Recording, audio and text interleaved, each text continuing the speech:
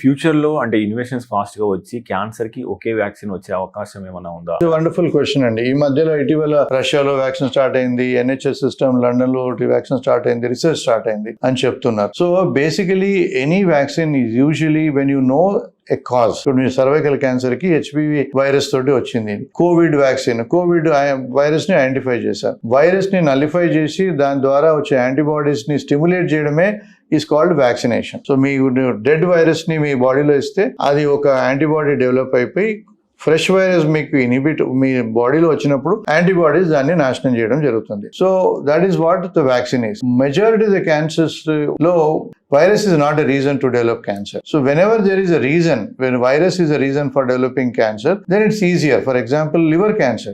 HBsAg vaccination is done because we know that it is caused by virus. So similarly, cervical cancer. There is no other cancer which is presently known to cause viruses. We have nasopharyngeal cancers also cause EBV virus. We haven't got the virus for vaccine for it.